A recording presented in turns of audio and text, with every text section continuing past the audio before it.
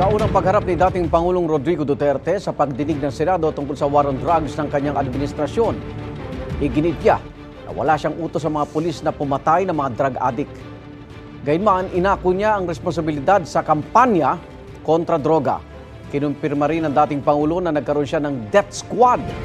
May unang balita si Rafi Tima.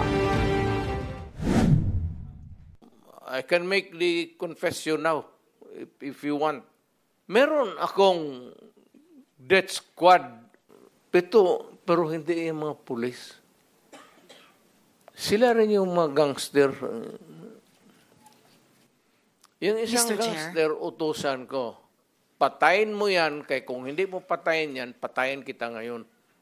Ito ang pag-amin ni dating Pangulong Rodrigo Duterte tungkol sa Davao Death Squad nang humarap siya sa Senate Blue Ribbon Committee na nag-iimbestiga kaugnay ng kanyang giyera kontra droga. Nabanggit nyo, may sarili kayo ngayong tinayo na hit squad. Is that what you're trying to tell us? Para hindi po kami nalilito po. I mean, can we be very clear?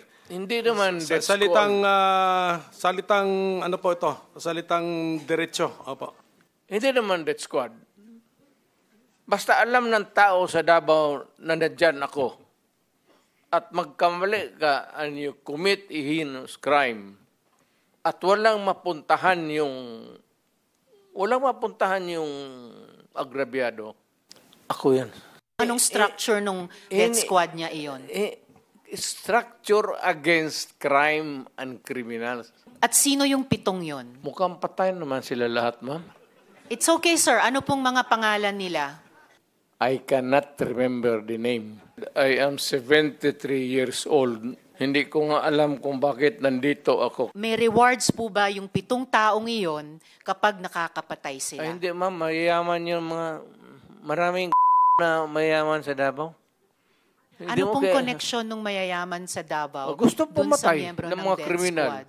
Because they want their city to be safe. Nagbibigay sila, yung mayayaman, ng reward sa death squad? Maringgit ni Duterte, bilang Pangulo, wala siyang utos sa mga pulis na patayin ang mga sangkot sa droga. Call of duty of the President. Ako yun. Kasi ako yung presidente sa panahon ko. At hindi po ako nagkulang, Mr. Senator.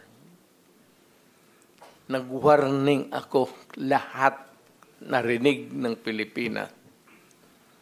Huminto kayo sa droga, bitawan ninyo, drop it. Kasi magkakaproblema talaga tayo. May patayan. But it was not a state-sponsored killing. Pero sabi ni Duterte, ipinayo niya sa mga pulis na himukin ng mga kriminal na manlaban. Sabay turo sa mga dating police generals na dumalo bilang anyay death squad. Lahat itong sa right side ko, dumaan ito ng Chief of Police Director. Puro commander ng death squad yan. Si Senator De La Rosa. Death squad rin yan. Because they were police directors handling the controlling crimes in the city.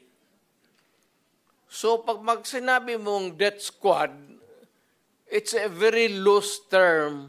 I mind very much me being associated with the DDS because during that time when I was the city director of Davao, it was really a problem for us, especially the unsolved killings. I think he's just joking, sir. Okay. Wala po talaga yan yung sasabihin na you kill him, you kill. Wala pong gano'n, sir. So it's just a matter of taking things on your hand. We know how President Duterte tells stories. Kapag sinabi niya na, yan, si Bato de la Rosa is a death squad yan.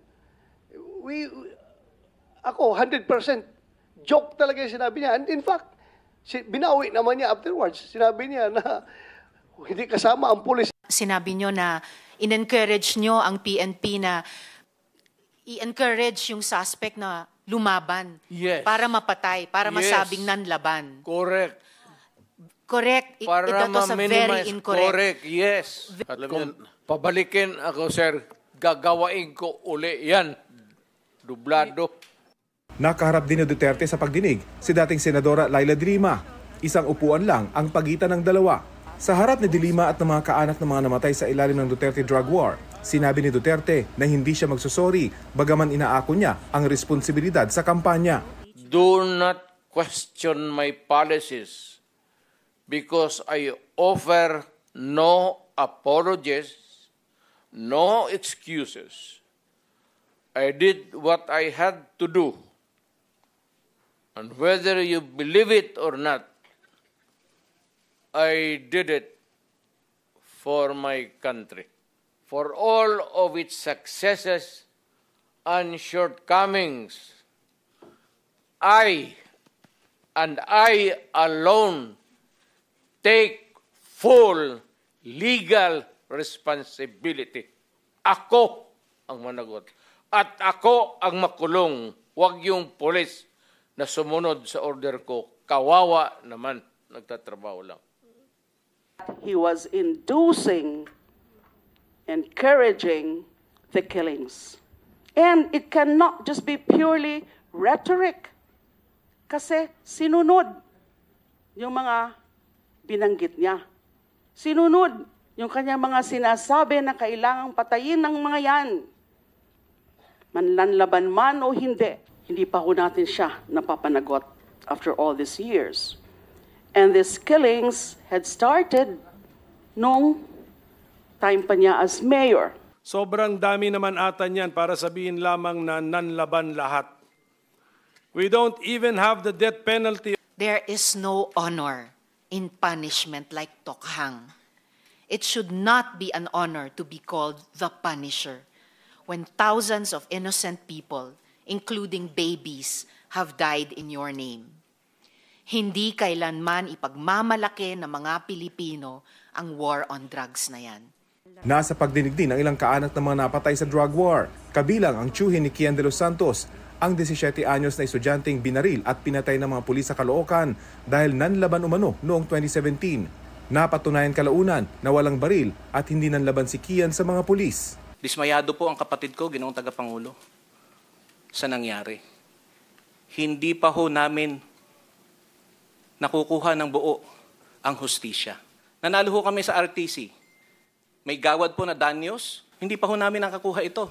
Uminit naman ang diskusyon ng direktang tanungin ng dating Pangulo kung tinatanggap niya ang buong responsibilidad sa pagkamatay ni Kian at ilan pang napatay sa war on drugs. Nagbunga yung polisiya. I take full responsibility. Yes, for and that. what about yung bunga ng polisiya na libo-libong namatay kasama si Kian de los Santos? Do you also take full responsibility for that, Mr. No. Chair? No. How about si Carl alam mo, Anthony ma'am, Nunez? before you rumble on those many things. No, I'm not rambling, Mr. Chair. Very specific yung mga tanong ko. Specific ang law. Guilt is personal. Tanong ka muna ng abogado. Okay lang po. Kayang-kaya kong magtanong sa abogado. Sige, tanong ka itanong muna ko ngayon po. before we proceed. No. Hindi tayo I magkakaintindihan have prepared dito. these questions with my Guilt legislative is staff. personal. Yes, it's very personal. Hindi mo pwedeng ipasa sa iba yan. No. Hindi po ito pagpasa. Ah, Iniimbestiga kaya nga. po ng Blue Ribbon yung war on drugs at yung naging bunga na extrajudicial killings dyan. Now, let me ask you about Carl Anthony Nunez. Do you take responsibility for his death? Hindi mo nakuha yung policy ng presidente. Nakuha ko po, policy I maker was din po talking ako. about the policy. I take full responsibility yung sinabi ko na war on drugs. You said, Pero sir, kung you can hold me magpasok responsible ka ng for any death. specific crime, Yes, sir. You spoke hindi about pwede yan. You spoke about At specific saka, crimes. kung sabihin ko, I will take full responsibility, magdating tayo sa korte, hindi naman tatanggapin yan. Well, Mr. Chair, and if the resource person could keep his volume and pitch to a normal Trying level. to pin me down on Mr. Chair, you are pinned down by your own statements you of cannot. October. You have to pin no, me Mr. down Chair. I'm not trying to pin you lawfully. down The on exchanges air. are no longer productive. Mr. So hearing Chair. is Do not pin me suspended. down on semantics. Naungkat din ang ibinunyag ni retired Colonel Ruina Garma na meron umanong reward system sa mga pulis nang ipatupad ang drug war. Sabi ni Duterte, Sagutin kita ng ganito. Bakit ako magbayad sa kanila? Trabaho mo nila yan.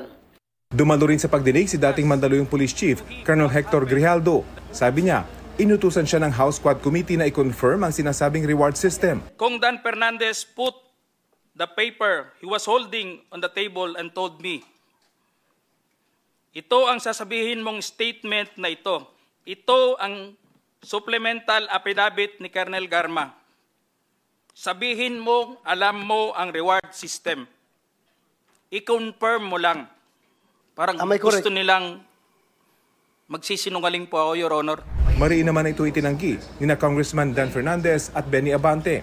Tinawag na kasinungalingan ni Fernandez ang pahayag ni Grijaldo. Ayon kay Fernandez, pinatawag si Grijaldo dahil ayon umano kay Garma ay kaya niyang suportahan ang kanyang pahayag tungkol sa reward system. Pero di naman daw pinili si Grijaldo nang sabihin niyang wala siyang alam tungkol dito. Pagdidiscredit umano sa komite ang mga pahayag laban sa kanila. Sabi naman ni Abante, wala siyang pinilit na pumirma sa anumang affidavit kapalit ang posibilidad ng promotion. Sa pagdinig ng Senado, pinabulaanan din ni Ermina Espino alias Muking ang aligasyon ni Garma na noong Assistant Secretary sa Presidential Management Staff si Espino ay siya ang naglalabas ng pondo para sa pabuya. Itinanggi rin ng ilang dating naging PNP chief sa Duterte administration, kabilang si Senador Bato de la Rosa na nagkaroon umano ng briefing sa pagitan nila at ni dating Colonel Edelberto Leonardo tungkol sa drug situation ng bansa bago sila maging hepe ng pulisya. Ito ang unang balita. Rafi Tima para sa GMA Integrated News.